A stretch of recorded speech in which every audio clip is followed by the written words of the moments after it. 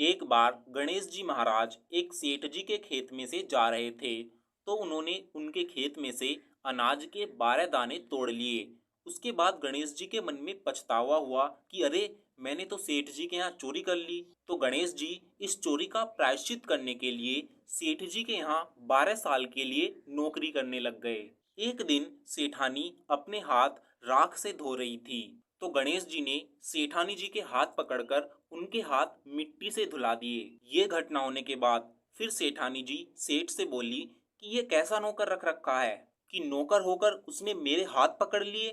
सेठ जी ने ये सुनकर गणेश जी को बुलाकर पूछा कि तुमने सेठानी जी का हाथ क्यों पकड़ा।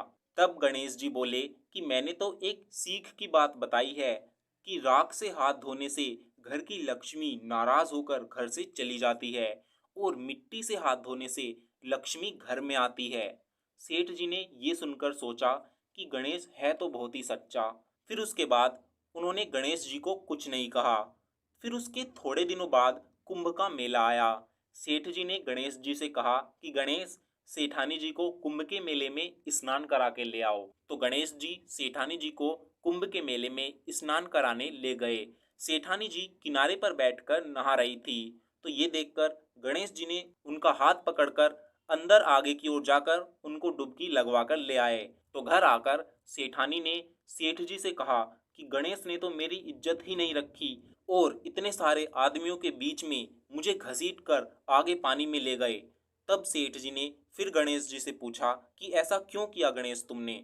तब गणेश जी ने कहा कि सेठानी जी किनारे बैठकर गंदे पानी से नहा रही थी, तो मैं आगे ले जाकर उनको अच्छे पानी में डुबकी लगवाकर ले आया। इससे इंसान को अगले जन्म में बहुत बड़े राजा और राजपाट मिलता है।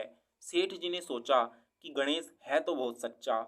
तो फिर उसके बाद एक दिन घर में पूजा पाठ हो रही थी, हवन हो रहा था। सेठ जी ने गणेश जी को कहा कि जाओ सेठानी जी को बुला कर ले आओ। गणेश सेठानी को बुलाने गया तो सेठानी काली चुनरी ओढ़कर चलने लगी। तो गणेश जी ने काली चुनरी फाड़ दी और कहा कि लाल चुनरी ओढ़ के चलो। सेठानी जी नाराज होकर सो गई। सेठ जी ने आकर पूछा क्या बात है। तो सेठानी ने बोला कि गणेश ने मेरी चुनरी फाड़ दी। सेठ जी ने गणेश को बुलाकर बहुत डांटा और कहा तुम बहुत ही बदमाशी करते हो। तो गणेश जी ने कहा कि पूजा पाठ में काला वस्त्र नहीं पहनते हैं, इसलिए मैंने लाल वस्त्र के लिए कहा।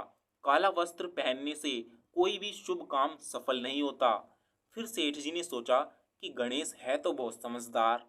उसके बाद एक दिन सेठ जी पूजा करने लगे तो पंडित जी ने बोला कि वो गणेश जी की मूर्ति लाना भूल गए, तो अब क्या किया जाए। तो उसके बाद गणेश जी ने बोला कि मेरे को ही मूर्ति बनाकर विराजमान कर लो, आपके सारे काम सफल हो जाएंगे। यह बात सुनकर सेठ जी को बहुत ही गुस्सा आ गया। वो बोले कि तुम तो अब तक केवल सेठानी जी से ही मजाक करते थे और अब मेरे से भी करने लग गए। गणेश जी ने कहा कि मैं मजाक नहीं कर रहा हूँ, मैं सच बात बता रहा हूँ। इतने में ही गणेश ने गणेश जी महाराज का संपूर्ण रूप धारण कर लिया। ये देखकर सेठ और सेठानी दोनों ने गणेश जी की मन से पूजा की और पूजा खत्म होते ही गणेश जी अंतर्धान हो गए। सेठ और सेठानी जी को बहुत दुख हुआ कि हमारे पास तो गणेश जी रहते थे और हमने उनसे इतना काम करवाया। फिर गणेश जी ने सपने में आकर सेठ जी को कहा कि आपके खेत में से मैंने 12 दाने अनाज के तोड़ लिए थे, उसी का दोष उतारने के लिए मैंने आपके यहाँ काम किया और गणेश जी के रहने से सेठ जी के घर में करोड़ों की माया हो गई। तो दोस्तों, इस कहानी से हमें यही शिक्षा मिलती है कि हमको कभी भी किसी की भी एक पैसे की भी चोरी नहीं करनी चाहिए और ना ही किसी की चीज कोई वस्तु उससे बिना पूछे हमको लेनी चाहिए, क्योंकि अगर हम ऐसा करते हैं तो उसका दोष हमको लगता है और हम बहुत बड़े पाप के भागीदार बनते हैं। इसलिए हमको कभी भी किसी के साथ भी कोई भी धोखाधड़ी, कोई भी पैसों की बेईमानी, किसी का एक पैसा की भी चोरी नहीं करनी चाहिए, वरना हमको आगे चलकर इसका दंड भुगतना पड़ता है। तो दोस्तों, ये वीडियो, ये कहानी आपको पसंद आई हो तो वीडियो को लाइक और शेयर करना बिल्कुल मत भूलिएगा और ऐसी ही कहानियों को सुनने के लिए आप हमारे चैनल को सब्सक्राइब कर लीजिए।